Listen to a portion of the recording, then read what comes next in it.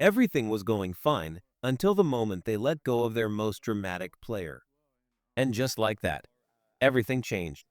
The locker room, the future, the entire vibe of the team. What really happened behind closed doors in Philadelphia? Why did they cut ties when they were so close to greatness? And could this decision be the one that makes or breaks their Super Bowl dreams? Buckle up, because what you're about to hear will change how you see the Eagles forever. The energy in Atlanta right now? It's electric. Falcons fans, you can feel it in the air. Something big is brewing. Not just because of one superstar or flashy signing, but because this team, this city, is standing at a crossroads. A new season is coming, and everything, the wins, the heartbreak, the headlines, starts with one name: Michael Penix Jr. This isn't just about a rookie QB getting a chance. This is about a franchise risking it all, flipping the script, and possibly changing its future forever. Let's rewind. The Falcons spent big, huge on Kirk Cousins. They gave him guaranteed money, handed him the keys. And then, just weeks later, they drafted Penix 8th overall. Boom! That alone sent shockwaves through the NFL. Why would you do both? Why would you go all in on a veteran and then go all in again on a rookie? At first, everyone thought Penix would sit, learn, and wait for his time. But guess what? His time came fast. Cousins couldn't stay healthy. His performance fell short. And when the spotlight turned to the rookie, Penix didn't flinch. He didn't just play well, he took over. This wasn't luck. This wasn't default. This was a young quarterback showing he belonged in the NFL right now. And he's not just talented, he's sharp. According to QB coach Zach Robinson, Penix watches film like a coach. He's brutally honest about his mistakes. He sees the field like a vet. He's got what they call athletic arrogance, that swagger that makes you believe he can win every play. But that same fire? It's risky. One wrong decision, and it could burn him. That's what makes this season so intense. Every snap Penix takes is a test. Every throw, a statement. Will he rise, or will the pressure break him? And while Penix is now QB1, Kirk Cousins isn't gone. He's still on the team. Still getting paid like a starter. But now, he's the backup. It's awkward. It's expensive. But maybe, just maybe, it works. Penix gets to lead, and Cousins, for now, becomes the emergency plan, the insurance policy, the calm in the storm if things go wrong. But the drama doesn't stop there. The third QB spot? That battle is on fire. Easton Stick, a journeyman backup from the Chargers, is fighting to prove he belongs. And behind him? Emory Jones, a young quarterback just trying to survive, trying to hold onto his dream. Stick has more experience, sure, but experience means nothing if he slips up in camp. One bad week, one rough preseason game, and he could be gone. Atlanta will not hesitate to bring in someone better. Not this year. Not with everything on the line. This quarterback room? It's not just crowded. It's explosive. The young star. The aging vet. The underdogs. The pressure.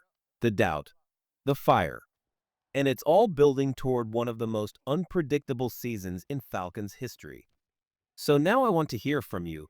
Do you believe the Falcons made the right choice starting Michael Penix Jr., or did they jump the gun and disrespect a veteran like Cousins? Drop your take in the comments and rate your confidence in this QB room from 1 to 10.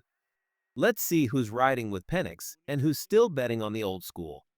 Let's be honest, when your backup quarterback is a seasoned vet with nothing left to prove and nothing left to lose, that's dangerous. Not dangerous for the other team, dangerous for the locker room. Kirk Cousins may be quiet now, but he's not done. Not yet. He's still got pride, still getting paid, and if things go sideways for Penix, you know people will start whispering, should we give Kirk another shot? And then there's the fight for QB3, and let me tell you, it's deadly serious. This battle could be decided in one bad practice. One rough preseason quarter. That's all it takes. You don't think Easton Stick knows that? You don't think Emory Jones is grinding like his football life depends on it? Because it does. This kind of internal war can either make the team tougher than steel, or split it apart from the inside. The Falcons are walking a thin line, and we're all watching to see which way they fall. But while all eyes are on the quarterbacks, something else is quietly bubbling beneath the surface. Something that could blow up the Falcons' playoff dreams before they even begin. Defense. Yes, the pass rush has gotten better. Way better. First-rounders Jalen Walker and James Pierce Jr. have brought speed, fire, and fear off the edge. They're going to be problems for opposing QBs. No doubt. But what happens when the ball gets out quickly? What happens when your corners can't hold the line? That's where things get shaky, because the Falcons have a hole. A big one. The cornerback position is one injury away from chaos. Sure, they brought back Mike Hughes on a solid deal. Yes, he was one of the best value pickups this offseason, gave up less than a yard per coverage snap. That's legit. But he's not a superstar. He's steady, not spectacular. On the other side, they've got A.J. Terrell, a lockdown guy. No worries there. But after that, you're rolling the dice. Clark Phillips 3 might be ready to step up. But that's a risk, and risks on defense? They cost games. The problem? Atlanta doesn't have the money to fix it. Less than $5 million in cap space. That means no big names, no flashy moves, unless a miracle trade happens. And speaking of trades, don't overlook this name, Shelby Harris. A 34-year-old vet from Cleveland. Still strong, still smart, still reliable. And the Browns? They're getting younger. They've got Mason Graham. Mike Hall Jr. Harris doesn't really fit their plans anymore. But he could fit ours. Analysts like Corey Woodruff say he'd make a difference immediately, especially against the run. Plug him into that interior D-line rotation, and suddenly, we're not just decent. We're dangerous. And if the Browns are looking to offload him before his contract expires, this is the move. It won't cost a fortune, but it could change everything. And that's just half of what's going on. Falcons fans, stay locked in, because what's coming next is even bigger. What do you think? Should the Falcons go all in and make a trade for Shelby Harris? Or save the cap space and trust the young talent? Drop your answer in the comments right now, and while you're there, tell us, how worried are you about the cornerback situation? Be honest. From 1 to 10, how confident are you in this defense holding up? Before we jump into the rest, the roster battles, the offensive line situation, and the full breakdown of this make-or-break 2025 season, I need to hear from you.